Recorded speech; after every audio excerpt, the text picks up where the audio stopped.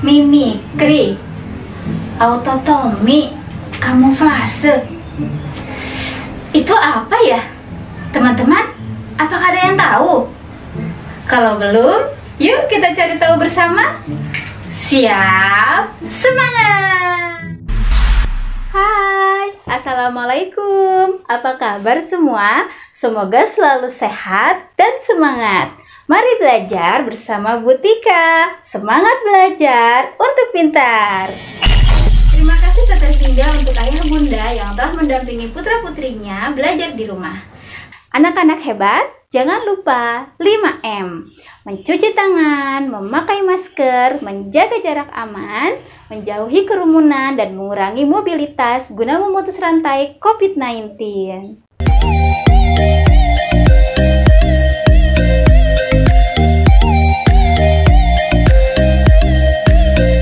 Sebelum kita belajar, alangkah baiknya kita berdoa terlebih dahulu menurut agama dan kepercayaan masing-masing.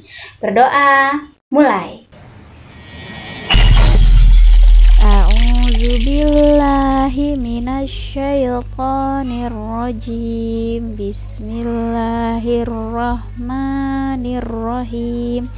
Raditu billahi rabba wa bil islami dina wa bi muhammadin nabiyya wa rasulah rabbi zidni ilman warzuqni fahman. Amin. Tujuan pembelajaran kali ini adalah melalui tayangan video pembelajaran interaktif, siswa mampu mengidentifikasi cara hewan menyesuaikan diri dengan lingkungannya dan melaporkannya dalam bentuk diagram. Melalui tayangan video pembelajaran, siswa mampu mengidentifikasi ciri-ciri kalimat efektif pada teks pertempuran Ambarawa.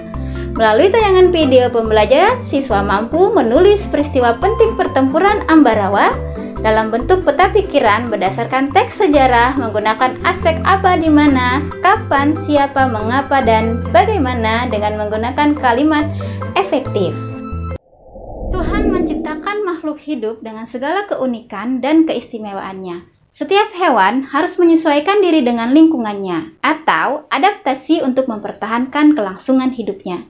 Mereka beradaptasi dengan caranya masing-masing. Ada juga hewan yang memiliki prinsip kerjasama, persatuan, dan taktik agar dapat menyesuaikan diri dengan lingkungannya. Salah satunya adalah hyena. Hyena dikenal sebagai hewan paling pintar loh. Kenapa ya? Yuk kita cari tahu. Hyena adalah hewan paling pintar di dunia. Apabila ada anggapan bahwa simpanse, anjing, atau lumba-lumba adalah hewan terpintar saat ini, mungkin pernyataan tersebut betul, namun kurang tepat. Menurut penelitian, hewan terpintar di muka bumi adalah hyena.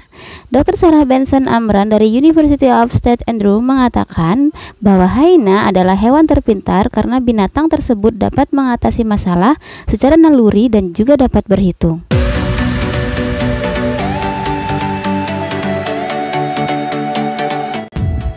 Dalam penelitiannya, Sarah berhasil menyimpulkan bahwa tingkat kepintaran seekor hewan ditentukan dari cara mengatasi masalah. Hyena mempunyai strata sosial lebih tinggi dari jenis hewan lainnya dan dapat mempertahankan wilayahnya dengan cara memanggil rekan mereka. Hyena akan mengusir hewan lain yang masuk ke wilayahnya dengan cara bergerombol. Hewan ini dapat menghitung jumlah penyusup di wilayahnya dan memperkirakan berapa rekan yang harus hadir untuk mengusirnya. Hyena mempelajari cara untuk mengatasi masalah dari kesalahan dan percobaan. Hal ini seperti yang dilakukan manusia ketika menghadapi masalah, ungkap Sarah seperti yang dikutip di Telegraph. Dia juga menjelaskan bahwa walaupun banyak hewan lain yang melakukan metode seperti yang dilakukan hyena, namun hewan ini lebih cepat dalam melakukannya. Hyena lebih kreatif daripada hewan lainnya.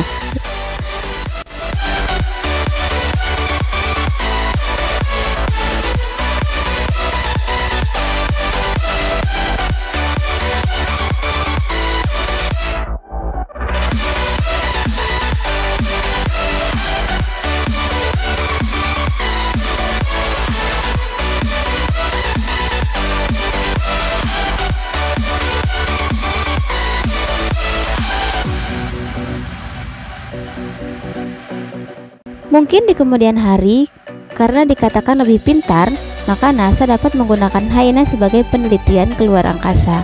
Selama ini, NASA hanya menggunakan simpanse dan beberapa hewan kecil lainnya untuk hal tersebut.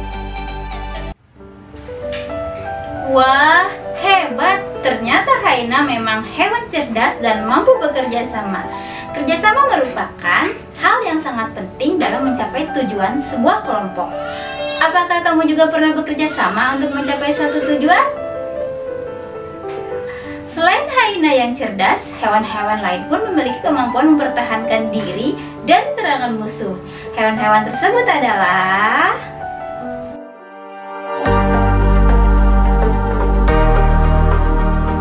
Anak-anak sudah pernah melihat hewan ini kan sebelumnya? Iya, ini adalah belalang. Belalang menyesuaikan diri dengan kondisi tempat yang sesuai dengan tubuhnya. Misalnya belalang daun dan belalang sembah. Belalang sering hinggap di daun agar pemangsa tidak mudah menemukannya, karena warna tubuh belalang sama persis dengan warna daun tempatnya hinggap. Kemampuan ini disebut kamuflase. Selain belalang, beberapa hewan lain juga menggunakan kamuflase untuk mengelabui mangsanya, seperti toka ekor daun ini dan beruang kutub.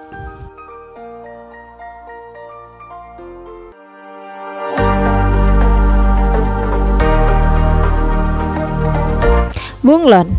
Bunglon menyesuaikan diri dengan mengubah warna kulitnya sesuai dengan tempatnya berada. Misalnya, ketika bunglon berada di batang kayu, warna kulitnya akan berubah dari hijau menjadi kecoklatan. Kemampuan ini membuat bunglon mampu membaur dengan lingkungannya dan memudahkannya mendapatkan makanan. Kemampuan bunglon merubah warna ini disebut mimikri.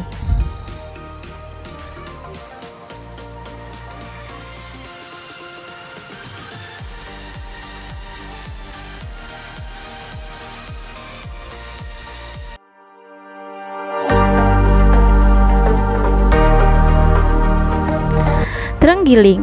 Terenggiling melakukan penyesuaian diri dengan menggulungkan tubuhnya membentuk spiral. Cara ini dilakukan agar terhindar dari serangan musuh. Sisik terenggiling yang khas sangat efektif melindungi mereka dari serangan predator. Ketika terancam, terenggiling akan menggulung diri hingga membentuk bola. Sisik ini cukup keras sampai predator besar seperti singa, harimau, dan macan tutul menyerah memangsanya. Terenggiling secara alami memiliki lidah panjang karena sumber makanan mereka yang ada di bawah tanah.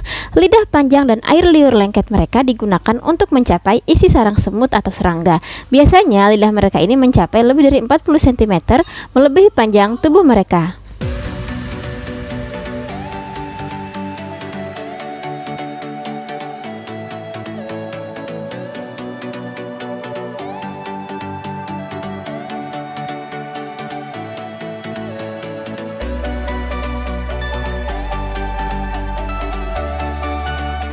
Pernah melihat hewan ini? Dia selalu ada di rumah-rumah. Betul sekali, cicak. Autotomi adalah kemampuan melepaskan bagian anggota tubuhnya. Cicak dan kadal melakukan autotomi untuk melindungi diri dari musuhnya. Tapi tenang saja ya anak-anak, karena walaupun sudah putus, ekor cicak dan kadal dapat tumbuh lagi. Selain hewan-hewan tadi, masih banyak lagi hewan-hewan lain yang beradaptasi untuk melindungi dirinya dari serangan musuh. Contohnya hewan ini.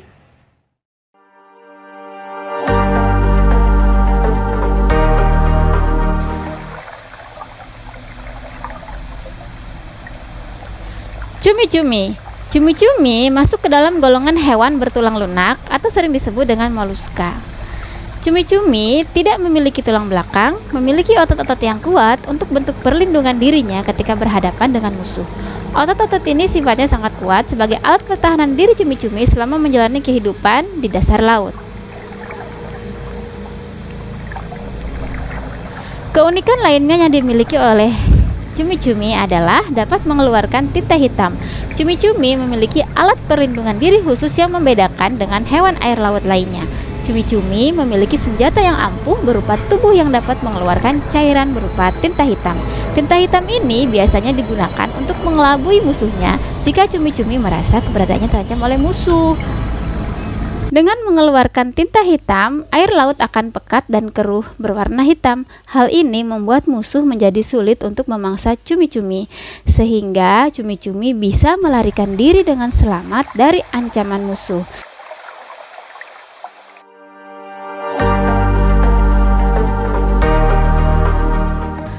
Walang sangit atau Leptocoryza oratorius fabricius adalah serangga yang menjadi hama penting pada tanaman budidaya, terutama padi. Walang sangit menghisap cairan tanaman dari tangkai bunga dan juga cairan buah padi yang masih pada tahap masak, sehingga menyebabkan tanaman kekurangan hara dan menguning atau klorosis dan perlahan-lahan melemah. Dalam usahanya untuk melindungi diri dari serangan musuh dan bentuk pertahanan dirinya, walang sangit mengeluarkan aroma yang menyengat hidung, sehingga musuhnya pun akan enggan untuk mendekat.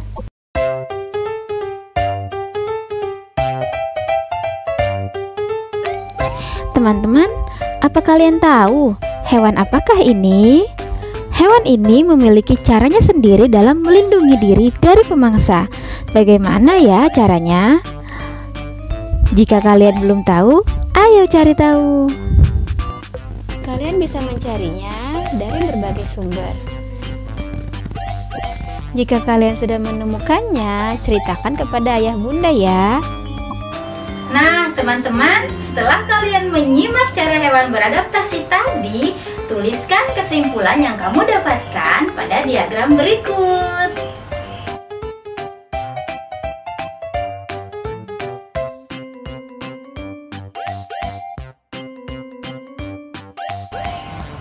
Setiap kotak kamu isi dengan nama hewan dan cara beradaptasinya.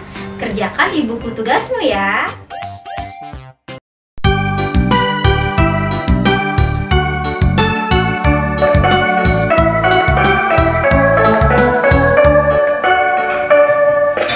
Adaptasi hewan ada istilahnya. Marilah bersama kita menghafalnya. Bunglon, mimikri, belalang, kamuflase, cicak melakukan autotomi. Bunglon, mimikri, belalang, kamuflase, cicak melakukan autotomi. Terenggiling menggulung, cumi semprot tinta, walang sangit bau, musuh pun menjauh. Itulah dia cara mereka melindungi diri dari pemangsa. Itulah dia cara mereka melindungi diri dari pemangsa. Adaptasi hewan ada istilahnya. Marilah bersama kita menghafalnya. Bunglon, mimikri, belalang, kamuflase, cicak melakukan autotomi. Bunglon, mimikri, belalang, kamuflase, cicak melakukan autotomi. Bahasa Indonesia, kalimat efektif. Anak-anak, untuk mengetahui informasi penting dari suatu teks bacaan, kita dapat menggunakan kalimat efektif. Bagaimana cara menemukan informasi penting suatu teks, yaitu dengan memahami apa itu kalimat efektif. Lalu, apa ya kalimat efektif itu? Kalimat efektif adalah kalimat yang memiliki susunan sesuai kaidah bahasa Indonesia yang tercantum dalam Pedoman Umum Ejaan Bahasa Indonesia atau PUEBI. Kalimat efektif memiliki susunan yang berurutan, yaitu dimulai dari subjek, predikat, objek, dan keterangan. Ciri-ciri kalimat efektif yaitu 1. Memiliki unsur penting atau pokok minimal unsur subjek dan predikat. Yang kedua, menggunakan struktur bahasa yang tepat. Yang ketiga, memenuhi kaidah ejaan yang berlaku. Keempat, menggunakan pilihan kata atau diksi yang tepat dan sesuai kebutuhan. Perhatikan contoh kalimat efektif berikut ini. Insinyur Soekarno dan Dr. Andes Muhammad Hatta memproklamasikan kemerdekaan Indonesia di Jakarta. Insinyur Soekarno dan Dr. Andes Muhammad Hatta adalah subjek, memproklamasikan adalah predikat, kemerdekaan Indonesia adalah objek, di Jakarta keterangan tempat. Jadi kalimat efektif ini sudah berpola SPOK. Ayo kita coba menentukan subjek, predikat, objek, dan keterangan pada kalimat berikut. Beberapa kali TKR atau Tentara Keamanan Rakyat dan Rakyat melancarkan serangan ke markas sekutu. Kira-kira mana subjek, mana predikat, objek, dan keterangannya ya? Ayo kita tandai bersama. Ayo kita coba menentukan subjek, predikat, objek, dan keterangan pada kalimat berikut. Beberapa kali TKR, Tentara Keamanan Rakyat, dan Rakyat melancarkan serangan ke markas sekutu. Kira-kira anak-anak, yang mana subjek, predikat, objek, dan keterangannya? Ya, kita bahas bersama-sama. Beberapa kali TKR, beberapa kali di sini merupakan suatu keterangan waktu atau cara. Kemudian TKR, Tentara Keamanan Rakyat, dan Rakyat adalah subjek. Melancarkan adalah predikat. Serangan, objek, ke markas sekutu merupakan keterangan tempat. Ayo kita baca teks bacaan berikut ini. Pertempuran Ambarawa. Pada tanggal 20 Oktober 1945, tentara sekutu di bawah pimpinan Brigadir Battle mendarat di Semarang dengan maksud mengurus tawanan perang. Kedatangan sekutu ini diboncengi oleh Netherlands Indies Civil Administration atau NICA. Namun, ketika pasukan sekutu dan NICA telah sampai di Ambarawa dan Magelang untuk membebaskan para tawanan tentara Belanda, para tawanan tersebut justru dipersenjatai sehingga menimbulkan kemarahan pihak Indonesia. Pada tanggal 26 Oktober 1945 di kota Magelang terjadi pertempuran antara pasukan Tentara Keamanan Rakyat atau TKR dengan pasukan gabungan Inggris dan NICA. Insiden tersebut terhenti setelah Soekarno dan Brigadir Battle melakukan perundingan dan memperoleh kata sepakat. Namun, ternyata pihak sekutu mengingkari janji. Pada tanggal 12 Desember 1945, pertempuran berkobar di Ambarawa. Kolonel Sudirman langsung memimpin pasukannya yang menggunakan taktik gelar supit urang atau pengepungan rangkap dari kedua sisi sehingga musuh benar-benar terkurung. Setelah bertempur selama 4 hari, pada tanggal 15 Desember 1945, pertempuran berakhir. Indonesia berhasil merebut Ambarawa dan sekutu dibuat mundur. Kemenangan ini diperoleh berkat kerjasama dari seluruh rakyat Ambarawa. Kemenangan pertempuran ini kini diabadikan dengan didirikannya Monumen Palagan Ambarawa dan diperingati sebagai Hari Jadi TNI Angkatan Darat atau Hari Juang Kartika.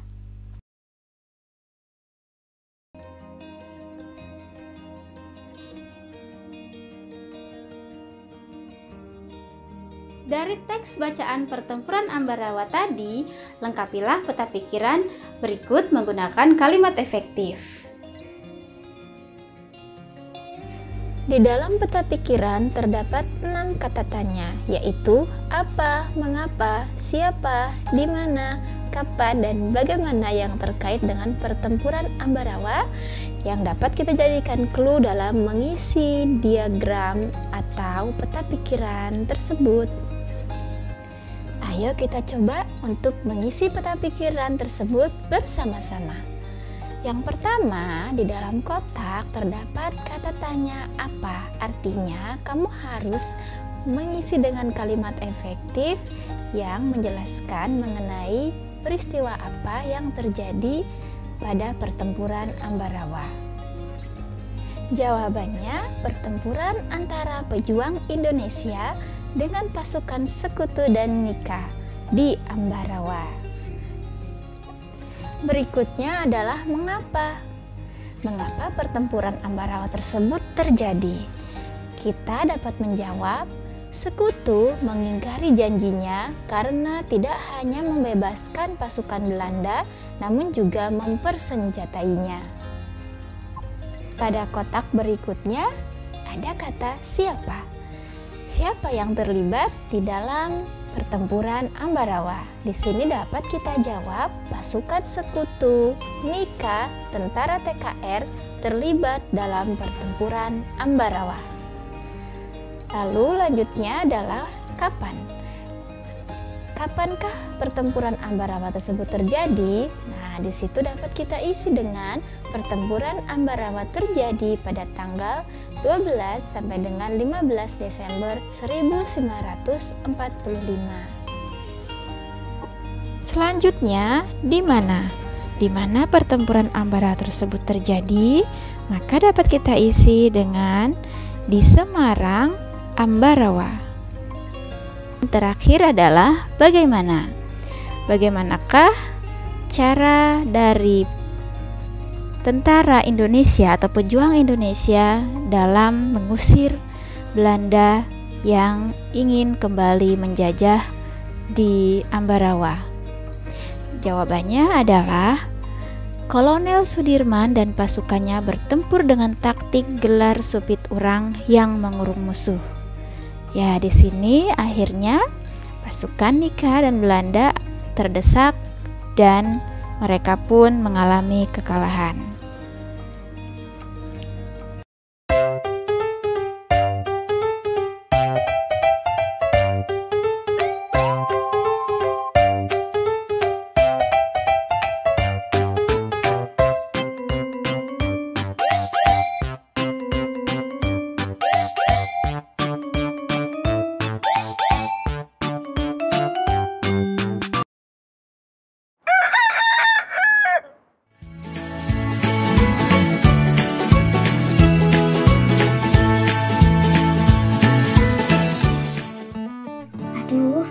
Bingung harus membuat naskah pidato menggunakan kalimat efektif. Kemarin aku tidak ikut belajar dengan Bu Tika. Bagaimana ya? Loh, itu kan Bagas. Kenapa dia terlihat bingung seperti itu ya? Bagas, kamu sedang apa? Kok kamu terlihat seperti sedang bingung? Bu Tika, ini Bu, Bagas harus membuat naskah pidato untuk Hari Merdeka, tetapi harus menggunakan kalimat efektif agar mudah dipahami pendengar. Wah, bagus dong kalau begitu. Tapi masalahnya Bagas bingung, Bu. Bagaimana kalimat efektif itu? Wah, teman-teman, Bagas sepertinya tidak ikut belajar bersama kita. Kita jelaskan lagi yuk kepada Bagas tentang kalimat efektif. Iya, maaf Bu. Bagas tadi bantu ayah dulu di rumah. Iya, tidak apa-apa. Tidak ada kata terlambat kok untuk belajar. Baiklah Bagas, coba kamu bacakan naskah pidato yang sudah kamu buat. Baik Bu, Bagas coba bacakan ya. Assalamualaikum warahmatullahi wabarakatuh. Bapak Kepala Sekolah yang saya hormati, Bapak dan Ibu Guru yang saya hormati, serta tak lupa teman-teman yang saya cintai. Pertama-tama marilah kita panjatkan segala puja dan puji syukur atas kehadirat Allah Subhanahu wa Ta'ala yang telah memberikan kita kesehatan serta nikmat yang tak terhingga hingga kita bisa berkumpul di sini. Kedua, marilah kita semua limpahkan dan panjatkan sholawat kepada Nabi Muhammad SAW yang telah menuntun kita dari zaman kegelapan hingga zaman terang benderang seperti sekarang. Ibu-ibu, bapak-bapak, para hadirin sekalian, hari ini merupakan momen sangat penting bagi kita. Indonesia berhasil merdeka berkat jasa para pahlawan yang tak gentar melawan penjajah dari bumi pertiwi tercinta. Oleh karena itu, patutlah kita semua menghaturkan banyak-banyak terima kasih, mengenang serta mendoakan para pahlawan kemerdekaan pada momen HUT RI ke-76 ini. Kita tidak boleh melupakan sejarah bangsa Indonesia dan jasa para pahlawan. Sebagaimana pesan Presiden Soekarno, yaitu jas merah atau jangan sekali-kali melupakan sejarah. Teman-teman yang saya sayangi, kiranya cukup sampai di sini pidato ini saya sampaikan. Semoga kita selalu meneladani sikap nasionalisme dan patriotisme dari pahlawan kemerdekaan. Wassalamualaikum warahmatullahi wabarakatuh. Wah, pidato Bagas sudah bagus. Tetapi ada beberapa kalimat yang masih belum menggunakan kalimat efektif. Kita coba perbaiki yuk teman-teman. Kalimat efektif memiliki kesepadanan struktur, yaitu keseimbangan antara gagasan dengan struktur yang dipakai. Nah, apa saja poin pentingnya? Yang pertama, memiliki subjek dan predikat yang jelas. Cara agar suatu kalimat dapat memiliki subjek dan predikat yang jelas adalah dengan menghindari penggunaan kata depan sebelum penyebutan subjek. Yang kedua, tidak terdapat subjek ganda. Subjek ganda dapat membuat kalimat menjadi tidak terfokus sehingga maknanya menjadi sulit dipahami. Yang ketiga, kehematan kata. Kalimat efektif harus hemat dalam penggunaan kata. Jangan menggunakan kata frasa atau bentuk lain yang tidak perlu. Berikutnya, hilangkan pengulangan subjek. Subjek hanya perlu disebutkan sebanyak satu kali dalam satu kalimat. Yang terakhir, hindarilah kesinoniman dalam satu kalimat. Jika terdapat dua kata dalam satu kalimat yang maknanya sama atau sinonim, gunakan salah satu saja. Begitu Bagas. Ayo sekarang kita aplikasikan ke dalam naskah pidato yang Bagas buat. Pertama-tama marilah kita panjatkan puja dan puji atas kehadirat Allah Subhanahu wa taala yang telah memberikan kita kesehatan serta nikmat hingga kita bisa berkumpul di sini. Nah, jika setelah kita buang kata-kata tadi segala dan tak terhingga, nah di sini kita akan mendapatkan kalimat yang lebih efektif seperti ini. Kalimat berikutnya, kedua, marilah kita semua limpahkan dan panjatkan sholawat kepada Nabi Muhammad SAW. Di dalam kalimat atau paragraf ini terdapat beberapa kata yang memiliki fungsi yang tidak sesuai atau bisa dikatakan tidak menghemat kata. Kita hilangkan kata semua dan panjatkan, maka kalimat efektifnya menjadi seperti ini. Berikutnya, ibu-ibu, bapak-bapak, para hadirin sekalian, hari ini merupakan momen yang sangat penting bagi kita. Di dalam kalimat tersebut terdapat pengulangan subjek yang tidak begitu berfungsi atau bisa dikatakan memiliki kesinoniman makna. Di situ ada kata ibu-ibu, bapak-bapak, para hadirin. Kita bisa hilangkan kata ibu-ibu, bapak-bapak menjadi kalimat efektif seperti ini. Wah, terima kasih Bu. Sekarang naskah pidato Bagas sudah lebih mudah dipahami dan Bagas sudah semakin mengerti apa itu kalimat efektif. Sama-sama Bagas. Terima kasih juga untuk teman-teman yang hari ini sudah belajar dan mengikuti pembelajaran pada kalimat efektif dan cara beradaptasi hewan. Oh iya Bagas, tadi kita sudah belajar cara beradaptasi hewan juga loh. Bagas sayang sekali teman-teman melewatkannya. Tetapi jangan khawatir, kita masih bisa sedikit mengulangnya dengan menyanyikan lagu adaptasi hewan bersama-sama. Bagas ikut ibu ya, kita nyanyi lagu adaptasi hewan untuk mengulang dan mengingat kembali materi sebelumnya. Ayo sama-sama kita nyanyikan.